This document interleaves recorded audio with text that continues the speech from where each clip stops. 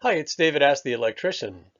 We're going to look at how to splice wires, and we're going to do basic wire splices with copper wires, show information about the splicing of aluminum wires, and splicing wires outdoor. And as with any project, we want safety first. So we're testing the wire to make sure that it's off. If it is not, we go to the panel, we identify it, turn it off, and mark the circuit with a note that it's being worked on. So we're looking at connectors for splicing copper wires for use on solid and stranded wire combinations. And please note that I state spring-loaded, which means wire connectors that have the spiral spring inside, which helps make a really good connection. Now these are examples of different wire connectors commonly found in a home. They range in different sizes, used on different types of wire, different sizes of wire. Make sure to take a look at the package that came with your wire nut and make sure that it's being used for the intended purpose, the right wire size, and the right number of wires.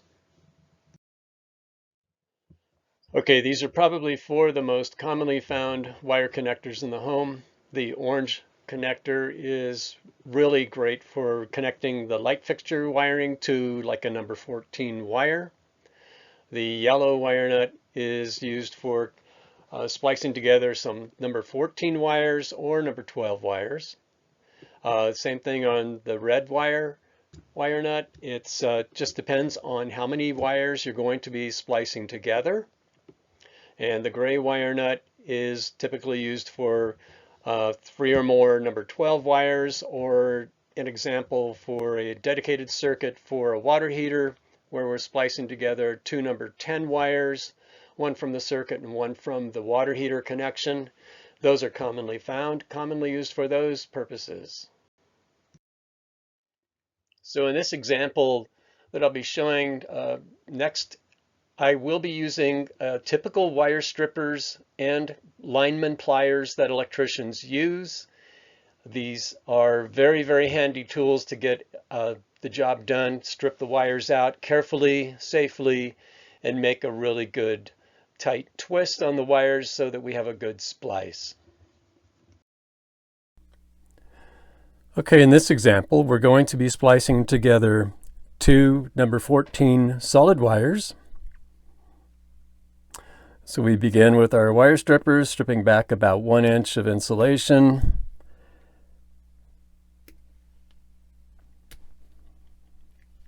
Pulling off that insulation, and then using our pliers, we're putting the wires side by side, and we're using our pliers to twist these 2 number 14 solid wires together really nicely. Then we trim off the ends so they're the same length. And in this case, we're using a yellow wire nut to finish off the splice, twisting it clockwise, and we have a good wire splice. Now, one thing we do want to check is you look in the bottom of the portion of the wire connector and make sure you don't see any bare wires. If you do, then the insulation's been taken off further than it needs to be. This is why we're really careful to take off the right amount of insulation and trim off the end before we put on the wire connector. Okay, next we're going to be splicing together 2 number 12 wires, and they're stranded.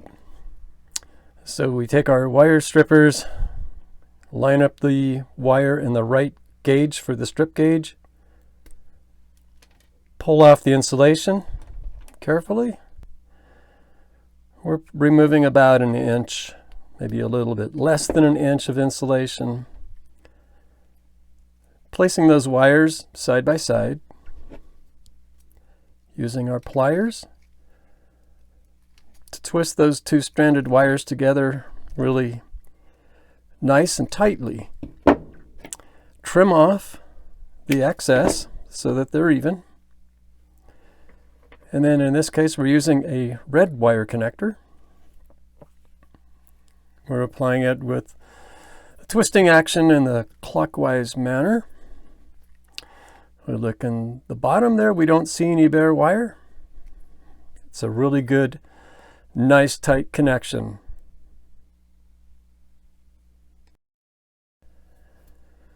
Now in this example, we're going to be splicing together a solid number 14 wire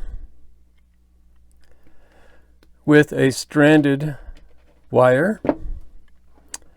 Now stranded wires like this typically come with the cords. We use these for connecting the cord to a garbage disposal. Sometimes it's stranded, sometimes it's not. Or another really good example, of course, would be where we're making up the wiring to a light fixture, where we have a number 14 solid, and the light fixture wire, like in this case, it looks like a number 16 stranded wire. That's common.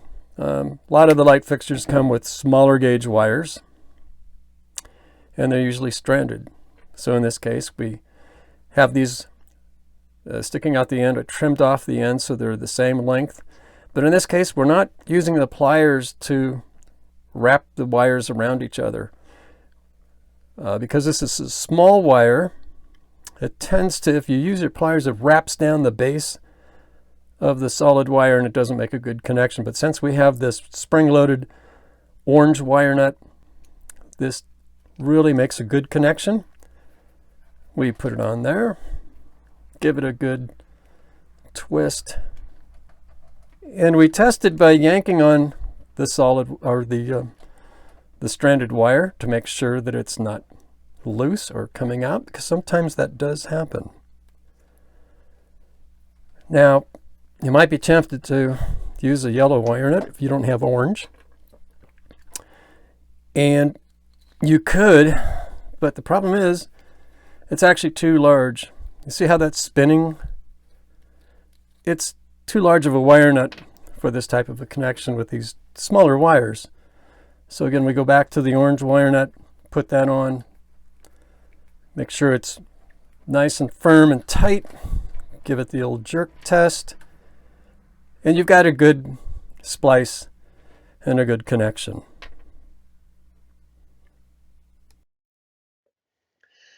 So in an actual application where I'm splicing wires in a switch box, you see that I'm stripping out the wires carefully, bringing them together side by side, twisting the wires together with my pliers, trimming off any excess at the end, installing the wire nut, twisting it, creating my splice, and then carefully pushing the wire splices inside the switch box. Now here's an example of loose or improperly installed wire connections and how it can be a problem.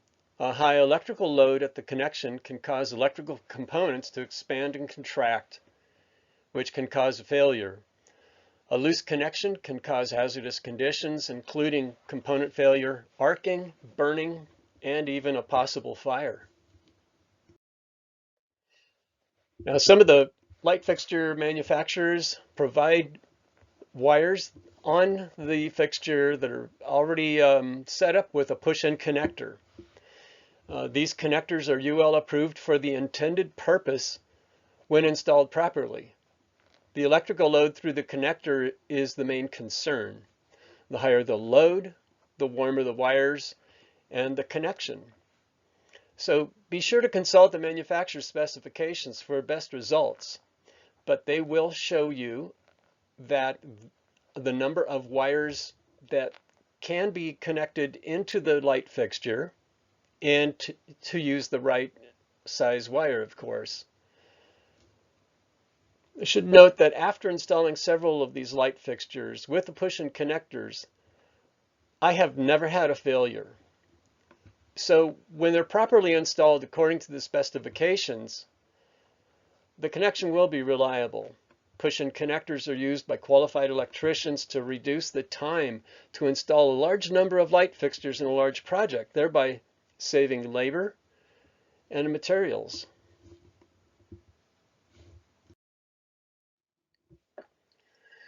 Okay, I want to talk a little bit about backwired connections on outlets.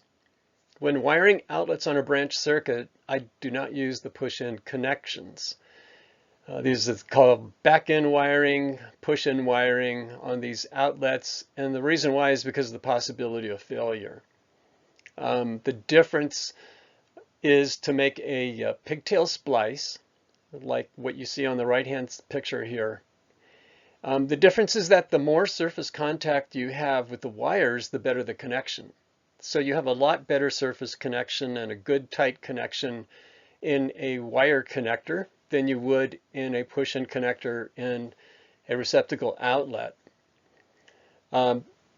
This is typically a problem where you have a space heater or a portable air conditioner that is plugged into an outlet that's on a branch circuit that is being shared with other outlets. So what happens is that electrical load of those appliances is running through every single outlet that is made up with this back-wired push-in connector. So in a lot of cases, you'll end up having warm outlets that don't even have anything plugged into them because they're part of this branch circuit, and there's, for example, a space heater that's plugged in that draws a lot of amperage, not enough to trip the circuit breaker, but it's still a big load on that branch circuit. So yes, we install the splice connector with a pigtail, and the pigtail wiring goes out to the outlet. So now that circuit load is passing through those wire connectors, not each individual outlet. It's a lot safer. Now, when we're splicing together aluminum wire and copper wire or aluminum to aluminum, we have to use a special connector which has an anti-corrosion inhibitor that is installed inside of these connectors. And this prevents a breakdown in the connection, oxidation, and different problems with the wire connector. This is typically used in an application like working in an older mobile home where there's aluminum wires that cannot be connected to switches and outlets. So in a case like that, we splice together a copper wire with the aluminum wire. We use this type of connector, and then we attach the copper wire to the switch and or the outlet.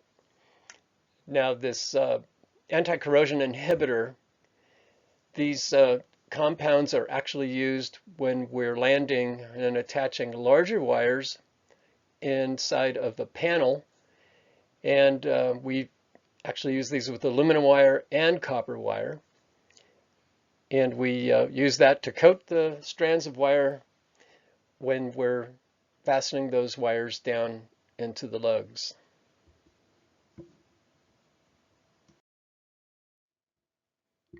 Now when we're splicing together wires outdoor, we have to use a special wire connector which prevents corrosion, and they come preloaded with this ointment, and some of them are silicone filled. Just depends on the actual outdoor wire connector that you choose.